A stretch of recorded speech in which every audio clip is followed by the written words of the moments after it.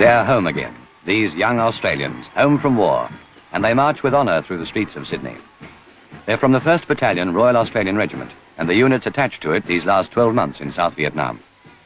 They're part of the first professional army Australia has ever fielded, and they wear the first medal the Queen has ever awarded Anzac troops alone. Their average age of 21 makes them part of today's gear and go-go generation. But as soldiers, they hold to the traditions of their fathers, who fought in World War II, and of their grandfathers, the original diggers of World War I, who forged the Anzac legend more than 50 years ago.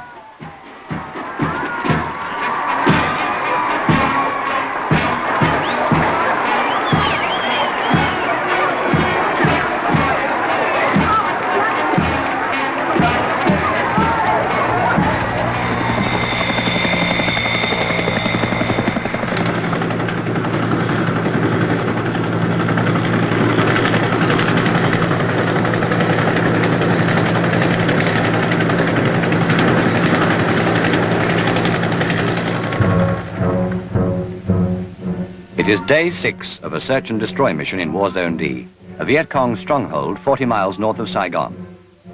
The Australian 1st Battalion group moves into new positions in the scrub, seeking contact with the enemy. American battalions, supported by armour, move into more settled country close by. The brigade to which the Australians and Americans belong has had little contact with the Cong, though 3 of his main force regiments are known to be in the area.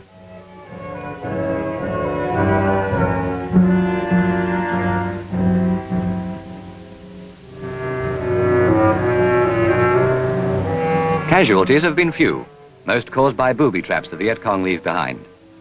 Engineers from the battalion's attached 3rd Field Troop, Royal Australian Engineers, cautiously clear the Australian area, one of the many dangerous jobs that earn for the sappers the admiration, if not the envy, of the foot soldiers.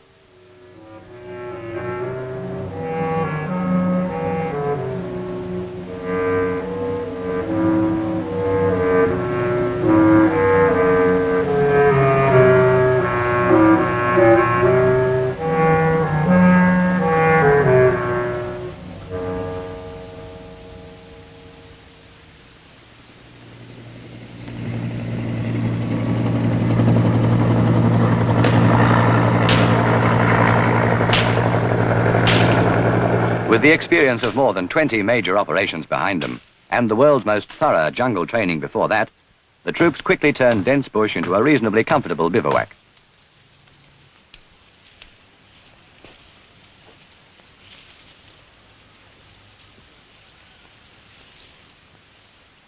The companies dig in around the battalion's perimeter, and standing patrols are stationed well outside the lines to prevent surprise.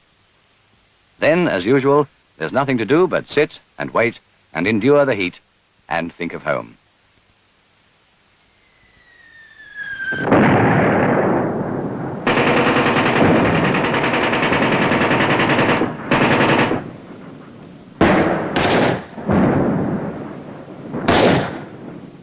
Outlying patrols in contact with the enemy call for mortar support.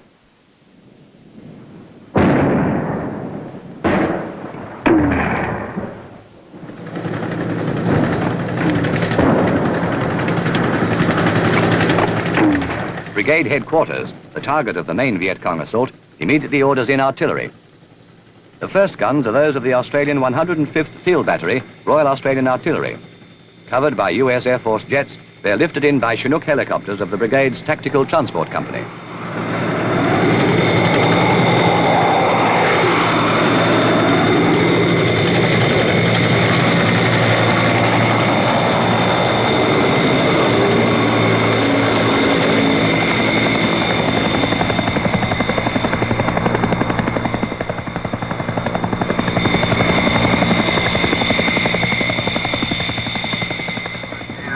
Once down, the guns are soon in action, responding to target information passed on by signallers in the battalion command post.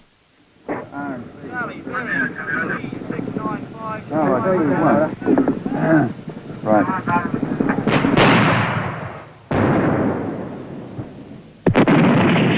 combined fire response increases as more batteries of guns come in, and the Viet Cong assault ends as abruptly as it began. A daylight action of this scale is practically unheard of. We must have stumbled onto something big, the soldiers say. Like the time we found that VC headquarters underground. Or maybe the Kong are politically desperate for a victory. Who knows, except the Kong. And the troops prepare to face a night during which the enemy battalions attack again.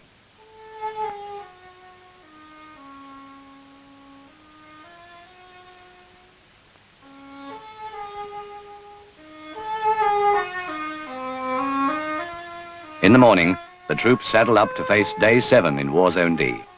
And all they know for sure about the night's events is that the Viet Cong didn't win. But the lines are buzzing with rumors all the same. Details of the action will remain uncertain until patrols bring in and count the bodies and collect evidence for intelligence to assess.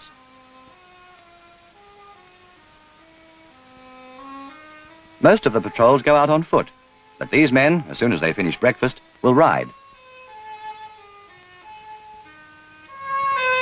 A company moves down through a rubber plantation to join a mechanized sweep through surrounding villages, whose populations are known or suspected to be sympathetic to the Viet Cong. They travel in fast armored personnel carriers, which provide some protection against the mines and ambushes that are the bane of road communications. The carriers are manned by troopers of a renamed unit. They were formed from the regular squadron of the 4th 19th Prince of Wales Light Horse, a citizen military forces regiment, but are now redesignated the 1st APC troop of the new 1st Cavalry Regiment, Royal Australian Armoured Corps. An American general, however, has refused to accept the change. Hell no, he says.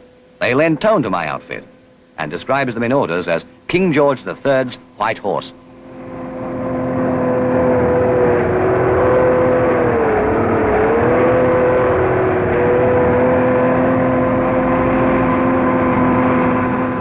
The patrol maintains contact with Australian Army spotter planes, or bird dogs, which report back any movement on the ground.